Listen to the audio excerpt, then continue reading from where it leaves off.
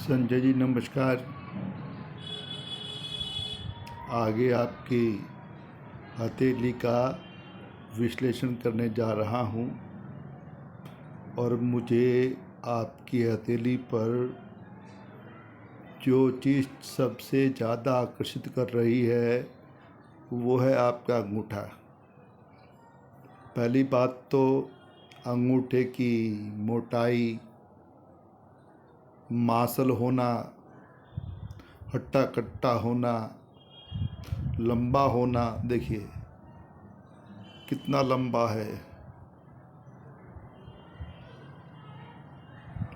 जब अंगूठा लंबा होता है ना, अगर मैं इसको मोड़कर इस उंगली की तरफ ले जाऊं तो यह तकरीबन पहली उंगली के जो नीचे वाला पर्व है ना, उसके ऊपर की संधि यहाँ तक यह पहुँच जाएगा। जब अंगूठा यहाँ तक पहुँचता है तो जातक बुद्धिमान खूब होता है और उससे अच्छी बुद्धि उसके पास होती है, अल्ट्रा लेवल की शानदार बुद्धिमत्ता। और देखिए ये अंगूठा लंबा तो है ही, चौड़ाई में भी अच्छा है और मांसल भरा है। ऐसे व्यक्ति ना बड़े प्रभावशाली होते हैं। व्यक्ति तो बड़ा प्रभावशाली होता है जब अंगूठा लंबा भी हो और चौड़ा भी हो और मोटा भी हो। बड़े प्रभावशाली होते हैं ये लोग। और यहाँ पर ख़ास बात बताता हूँ आपको मैं, जब अंगूठा अच्छा होता है ना, खासकर नीचे की तरफ से, तो ऐसा जातक किसी की नहीं सुनता। उससे आप ज़बरदस्ती कोई काम करवा नहीं सकते। आपको वो एक पैसा भी नहीं देगा ज़बरदस्ती दबाव में। हाँ, ये अलग बात है कि प्यार में वो आपके लिए जान भी दे सकता है, लेकिन ज़बरदस्ती बिल्कुल नहीं। बहुत ही प्रभावशाली इनका व्यक्तित्व होता है। कोई बात समझानी हो किसी को तो एक स्पष्ट सोच के साथ, तमाम तर्कों के साथ में उस बात को दूसरों को समझाने में कामयाब हो जाते हैं, लेकिन साथ में अपना बेनिफिट, अपना लाभ, उसके साथ कोई कंप्रोमाइज़ नहीं करते। सीधा बोलने वाले होते हैं, ज़बरदस्ती किसी के साथ पसंद ही नहीं इनको। अब आगे चलते हैं। ये इनका अंगूठे का बेस अच्छा है। यहाँ पर कुछ आइलैंड भी दिखाई दे रहा है जो बता रहा है कि पारिवारिक सुख तो इनके पास खूब भरपूर जिंदगी रहेगा। पारिवारिक सुख, ऊपर चलिए, ये इनका वैवाहिक जीवन शानदार। इस हाथ में सबसे अच्छी बात है वो है इनका वैवाहिक जीवन जो शानदार रहेगा। इनकी सेहत भी अच्छी रहेगी, मैडम की सेहत भी रहेगी और दोनों एक दूसरे के पूरक रहेंगे, जीवन का पूरा आनंद लेंगे। अब देखिए, यहाँ तक तो हम को मानते हैं इस रेखा तक कि ये शुक्र का क्षेत्र है। शुक्र से क्या देखा जाता है? प्रेम की भावनाएं, काम की भावनाएं, सुख भोग, यहाँ तक भोग देखे जाते हैं। यहाँ पर आदमी थोड़ा भावुक रहता है, उसका जो दृष्टिकोण है वो पैसे की तरफ भी होता है, लेकिन इसके ऊपर से अंगूठा शुरू हो गया। अंगूठा शुरू होने का मतलब है कि अभी भावनाएं काम कर रही थी। ये है आपकी रति रेखा।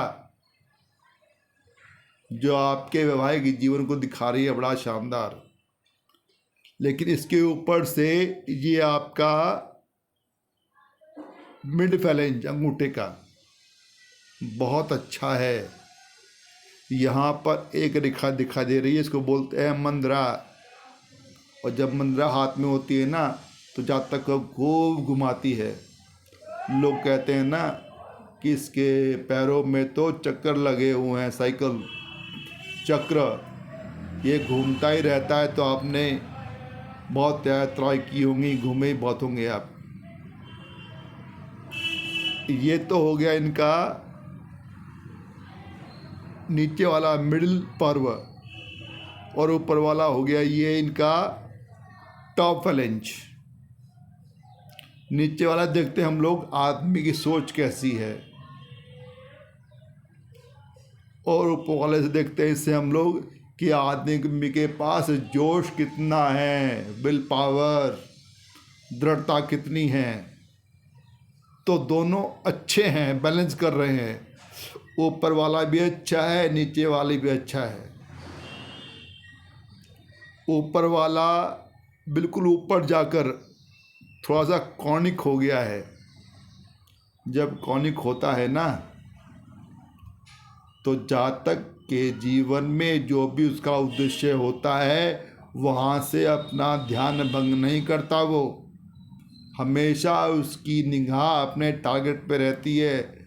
अर्जुन के बाण की तरह से अर्जुन को केवल टीटा दिखाई दे रही थी ना, तो आपका भी ध्यान भंग नहीं होता होगा वहाँ से, अपने टारगेट से। लेकिन ऊपर से अंगूठा ना पीछे की तरफ मुड़ रहा है। जब पीछे की तरफ मुड़ता है तो जातक थोड़ा सा ना फिजूल खर्ची हो जाता है। दोस्त बहुत सारे होते हैं, दोस्त तो चुटकी में बनाता है। ऐसे लोग कभी कभी लापरवाह भी हो जाते हैं। कभी कभी उनके अपने ही विचार होते हैं, अपने ही चलाते हैं, लेकिन बहुत दृढ़ नहीं होते।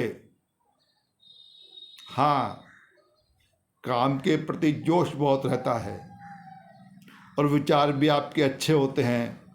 तो जो भी आप सोचते हैं ना, उसको आप लोग इम्प्लीमेंट कर सकते हैं, लागू कर सकते हैं अपनी सोच को, उसको रियल बना सकते हैं।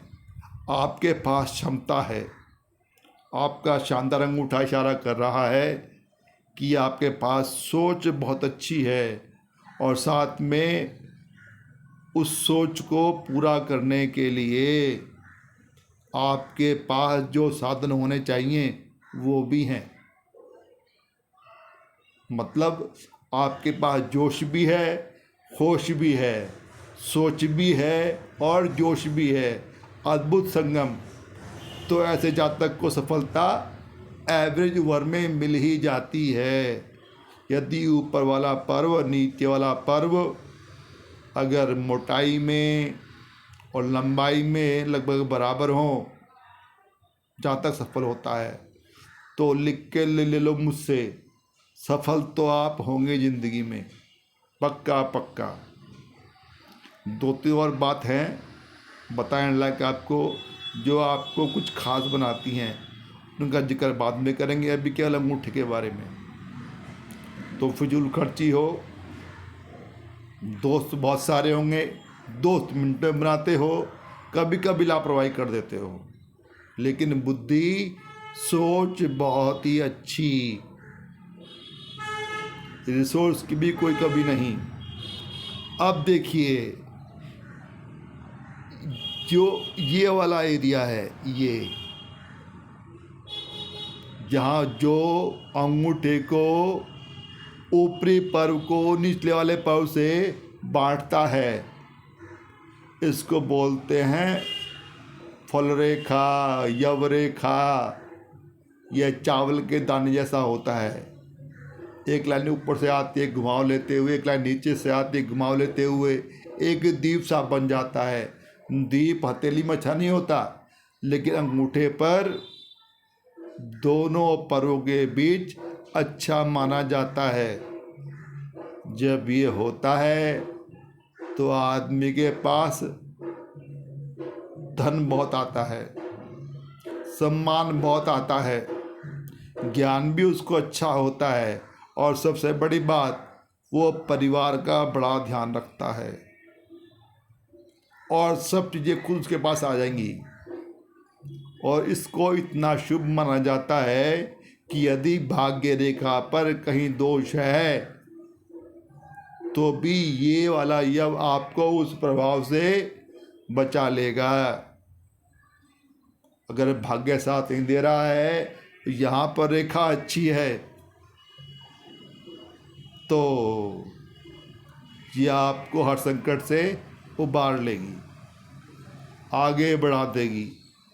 तो फ्यूचर की चिंता मत करना, बिल्कुल भी। फ्यूचर बहुत अच्छा, बड़े प्रैक्टिकल हो और थोड़े से दृढ़ निश्चय हो जाते हो। दबाव में काम कभी नहीं करते, तुम्हारे स्वभाव में ही नहीं है। लेकिन लम्बा का अंगूठा यह शो कर रहा है कि एक दिन तुम धनी जरूर बनोगे, खूब धनी, संपन्न, सम्मानित और सफल। और यह उम्र बहुत दूर नहीं है, उस उम्र के आप आसपास ही हो।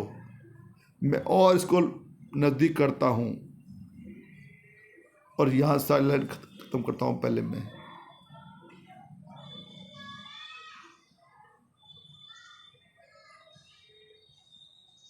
अब यहाँ पर ये ना मुझे स्पष्ट नहीं है थोड़ा। अगर आप अंगूठे को अलग से भेज देंगे ना मुझको फ़ोटो, शायद वहाँ मैं ढूंढ लूँ।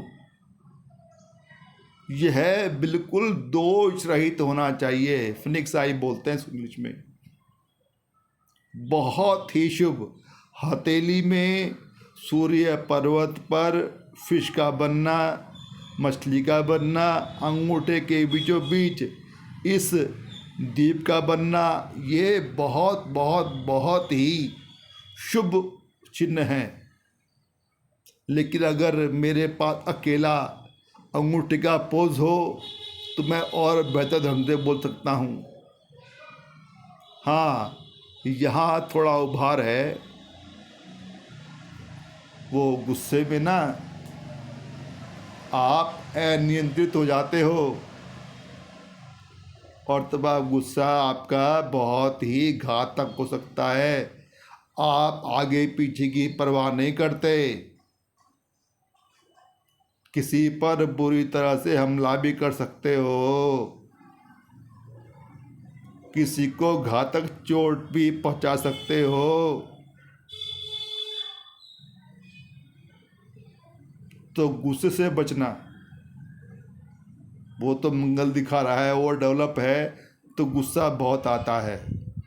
इसके अलावा आपका व्यक्तित्व तो बहुत ही प्रभावशाली है और व्यक्तित्व सुंदरता से नहीं बनता, व्यक्तित्व तो बनता है गुणों से। गुण तो आपके पास बहुत अच्छे हैं, सारे गुण उसके किसी के पास नहीं होते, परफेक्ट कोई नहीं होता। सबके पास ये रेशियो होता है, अगर 90 गुण हैं 10 अवगुण भी होंगे। कई बार वो 10 अवगुण ना 90 गुणों पर भारी पड़ जाते हैं। आपका गुस्सा सब आपके गुणों पर भारी पड़ जाता है, तो गुस्से को थोड़ा कंट्रोल करो। आगे उपचार भी करेंगे इसका हम लोग, लेकिन अंगूठे ने मुझे खुश कर दिया। अंगूठा शानदार, सोच भी अच्छी, जोश भी अच्छा, बस थोड़ा दोस्ती वोस्ती, थोड़ी बीच बीच में लापरवाही, थोड़ा अफवाह कर देना, फिजूल खर्ची कर देना, इसको थोड़ा कंट्रोल करना। नहीं तो सफलता आपको मिलेगी, शानदार मिलेगी। अंगूठा दिखा रहा है कि दबाव में काम बिल्कुल नहीं करोगे, प्यार से जान दे सकते हो। और उससे अच्छी बात कि वे आपका वैवाहिक जीवन, पति पत्नी का प्यार, वो भी शानदार, सोच भी शानदार और आपके पास जोश भी शानदार, प्रभावशाली व्यक्तित्व और सफलता भी आपको मिलने ही वाली है। जब आप पीक पर होंगे, जब भाग्य रेखा की बात करूँगा तब उसके बारे में बात करेंगे। आगे चलते हैं।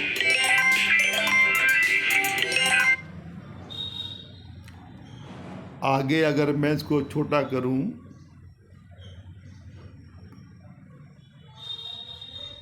और बात करूं आपके यहाँ पर केतु के बारे में, जो जितनी मुझे स्पष्टता यहाँ दिखाई दे रही है उसके अकॉर्डिंग बहुत साफ फोटो नहीं है, क्लियर दिखाई दे जाए मुझको, फिर भी लग रहा है मुझे कि जो आपका केतु है ना वो डेवलप्ड है, विकसित है। केतु का सीधा संबंध हमारे पूर्व जन्मों के कर्मों से होता है। उन्हीं कर्मों के अकॉर्डिंग हमारा जन्म होता है इस जन्म में, और इस जन्म में जो हमारा भाग्य हमारा साथ दे रहा है या हमको कुछ संघर्ष करना पड़ रहा है, वो हमारे पूर्व जन्मों का पाप और पुण्य का लेखा जोखा है, रिकॉर्ड। ये विकसित होता है ना तो आदमी के बचपन को दिखाता है, बचपन ठीक रहा होगा। साथ में आपकी पूजा पाठ योग मोक्ष इस तरफ भी आपका ध्यान खींचता है, तो पूजा पाठ तो आप करते होंगे पक्का पक्का। कुल मिलाकर जो आपका नेपच्यून है, केतु है, वो आपके फेवर में है। दिखा रहा है कि लास्ट जन्म में अच्छे कर्म किए होंगे,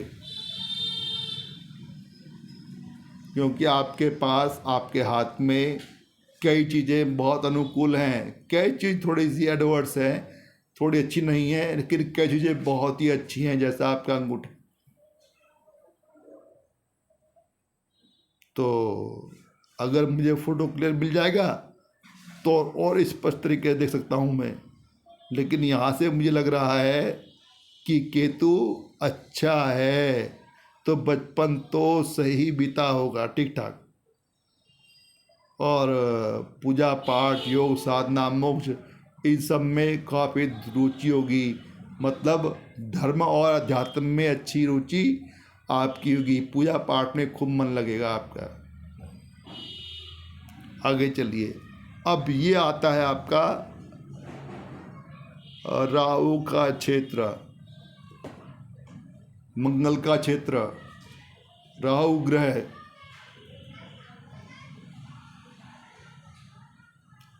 राहु यहाँ ना जो हथेली में ना थोड़ा दबा हुआ है। जब राहु दबा होता है, मंगल का क्षेत्र राहु का क्षेत्र बोल दीजिए, और यहीं से भाग्य रेखा निकलती है, और इसके हादर डिपार्टमेंट होता है जवानी का। तकरीबन 18 के आसपास से लेकर 35 के आसपास तक सारा कंट्रोल इसके हाथ में होता है। ये अच्छा है, मतलब फ्लैट, ना उठा हुआ हो ना गहरा हो, फ्लैट हो तो जातक को जवानी में खूब सफलता मिलती है। यदि ये गहरा हो दबा हुआ हो तो ये निम्न अवस्था में हो गया, मतलब हमारे अनुकूल नहीं है। तो हमारे पास कई चीज़ों की कमी होगी, जो आपके पास भी होगी। एक तो आप कंसंट्रेट नहीं कर पाते होंगे, बहुत देर तक एक चीज़ पर ध्यान नहीं लगा पाते होंगे। दूसरा, इंटेलिजेंस, आप अल्ट्रा टाइप के ब्रिलियंट भी नहीं हैं, क्योंकि राहु दबा हुआ है। बुद्धि ने बहुत आपकी हेल्प नहीं की। यदि आपके पास बुद्धि थी उसके बाद भी आपकी कोई विशेष हेल्प नहीं हुई बुद्धि से, क्योंकि राहु पीड़ित है, दबा हुआ है। तो 20 से लेकर 35 तक तो आपने काफ़ी संघर्ष किया होगा। राहु ने आपको बार बार चोट पहुँचाई होगी। इशारा करता हूँ कि 25 के आसपास से आपने हाथ पैर मारने शुरू किए होंगे, लेकिन अपेक्षित सफलता नहीं मिली होगी जैसी आप आशा कर रहे होंगे। संघर्ष ज़्यादा मिला है, सफलता कम मिली है। दोष राहु दबा हुआ है, इसका उपाय करना पड़ेगा। यदि इसका टाइम जा चुका है, हम तो 40 क्रॉस कर चुके हैं। अब तो हम शनि की तरफ जा रहे हैं और शनि के हाथ में क्या है? धन, भाग्य और कई चीज़ें हैं। लेकिन फिलहाल पास्ट की बात करें तो 35 से पहले खूब आपने संघर्ष किया है। अब एक खास बात आपको बतला रहा हूँ। देखिए, जो आपकी लाइफ लाइन है ना और बेन लाइन, ये दोनों मिलके चल रही हैं, यहाँ तक लंबे समय तक मिलके चल रही हैं। तो लंबे समय तक आप परिवार के प्रभाव में रहे होंगे, तकरीबन 30 से भी ज़्यादा, 30 से भी साल के आसपास तक आप बहुत गहरे प्रभाव में रहे परिवार के। और इसमें आपको ना बड़ा तनाव रहा। जब से आपने होश संभाला, अब 18 के आसपास पहुँचे होंगे, दिल में तमन्ना हुई होगी अपना कुछ अलग करने की, अपने स्वतंत्र विचार बनाने की, अपनी हस्ती बनाने की। लेकिन आपको दबाया गया होगा और इससे आपको बहुत तनाव हुआ होगा।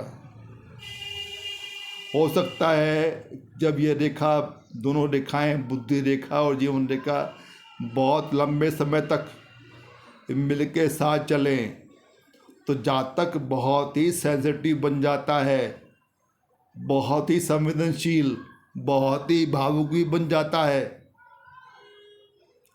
नंबर 2, उसके पास पारिवारिक जिम्मेदारियाँ बहुत सारी होती हैं जो उसे पूरी करनी होती हैं। नंबर 3, हो सकता है ऐसा जब तक ना बचपन में बोलना थोड़ा लेट शुरू करे। जब ये रेखा लंबे तक साथ चले और लास्ट तनाव बहुत दिखा रही है, बड़ा तनाव है।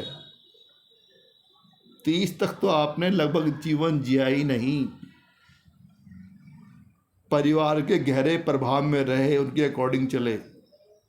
इच्छा बहुत थी अलग चलने की, लेकिन कर नहीं पा रहे थे, मजबूर थे आप, इसलिए बहुत तनाव रहा, जिसका सेहत पर भी असर पड़ा है और दिमाग पर भी असर पड़ा है। और देखिए, सब लाइनों को मिटाता हूँ। आपके पास एक रेखा निकल रही है, ये जब ये बुद्धि की रेखा है और आपके पास में एक रेखा और है, यही बुद्धि की रेखा है। आपके पास जो दिमाग की लाइनें हैं ना, वो 2 हैं, 2 दिमाग हैं। जो नीचे वाला है वो तो खूब तनाव दिखा रहा है कि लगभग 40 तक आप बेहद दबाव में रहे हैं, तनाव में रहे हैं। लेकिन जो दूसरी रेखा शुरू हो रही है ना, वो इस गुरु पर्वत से शुरू हो रही है। और गुरु पर्वत अच्छा है, वेल डेवलप्ड, खूब बड़ा है। जब भी हमारी मस्तिष्क रेखा, बुद्धि की रेखा गुरु पर्वत शुरू होती है ना, तो जातक को बहुत ही एम्बिशियस बनाती है, महत्वाकांक्षी। उसके बहुत सारे सपने होते हैं और सबसे बड़ी बात क्या होती है कि उसे ना सांसारिक सफलता चाहिए, धन चाहिए, संपन्नता चाहिए।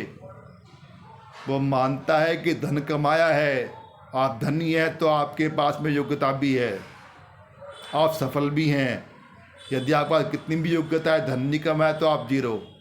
तो आपके पास धन कमाने की, सफल होने की बड़ी लालसा है, क्योंकि ये रेखा आगे चलकर हृदय रेखा में की तरफ जा रही है, मिल गई है, बुध की तरफ जा रही है। और बुध संपन्नता भी देता है, साथ में बुद्धि भी देता है, एक्स्ट्रा बुद्धि। बुद्धि से रिलेटेड कोई टैलेंट आपके पास जरूर होगा, बुद्धि से संबंधित कुछ कला जरूर होगी स्पेशल। जब देखा यहाँ पहुँचे तो जातक बहुत ही सांसारिक सफलता को चाहने वाला होता है। इसको बोलते हैं मेटरलिस्टिक अप्रोच। भौतिक सुख ढूंढता है, जिंदगी वैभवशाली हो, सब सुविधाएं हो, खूब संपन्नता हो, सारी बुद्धि उस तरफ जा रही है, बुद्ध की तरफ। तो मन में बड़ी लालसा है पैसा कमाने की, सफल होने की, और वो भी अपनी खुशी के लिए नहीं, लोगों को दिखाने के लिए, शो ऑफ करने के लिए। मेरा घर देखो, मुझे देखो, मेरे कपड़ों को देखो, मेरे जेवर को देखो, मेरी सुविधाओं को देखो। लोगों को प्रभावित करेगा, लोगों को दिखाएगा अपना स्टैंडर्ड। देखिए मैं सफल हूँ, सफल हूँ तभी मेरे पास पैसा है, पैसा है तो मेरे पास सब चीज़ें हैं। जहाँ तक अपनी संतुष्टि के लिए नहीं, लेकिन दूसरों को दिखाने के लिए, प्रूव करने के लिए कि मैं योग्य हूँ, इसलिए कि पैसा कमाना चाहता है बहुत सारा, सांसारिक सफलता के लिए, संसार को दिखाने के लिए कि तुम योग्य हो। यह है बात। और जब दो भाग्य रेखाएं होती है ना, तो जातक एक साथ दो काम कर सकता है और दोनों में सफल भी हो सकता है। ये बात ध्यान रखना कि तुम दो काम कर सकते हो और दोनों में सफलता पा सकते हो। लेकिन सांसारिक सफलता, भौतिक सफलता, उसके लिए आपका पूरा जो अस्तित्व है ना, जो आपका अंदर से कुछ है ना, जो आपके अंदर जो करवाता है, बुलवाता है, दिखाता है, सारा निचोड़ना उसका ये है कि उसके अंदर बड़ी जिज्ञासा है सफल होने की, धन कमाने की, जिंदगी बहुत लग्जरियस, वैभवशाली बनाने की, सुखपूर्ण बनाने की। सब सुविधाएं होनी चाहिए आपके पास में। सारी बुद्धि बस वहीं काम करती है। 24 घंटे में 8 घंटे सोते हैं, बाकी 16 घंटे बचते हैं ना। 16 घंटे में मोस्टली टाइम आपका इसी सोच में निकलता है कि पैसा कैसे कमाया जाए, सफल कैसे हुआ जाए। तो ये 3 बातें आज मैंने कवर करने की कोशिश की, 4 सॉरी। एक तो अंगूठा, एक आपका केतु, एक आपका राहु, और आपकी 2 बुद्धि की रेखाएं। कल फिर आगे चलते हैं, आगे बात करते हैं। धन्यवाद।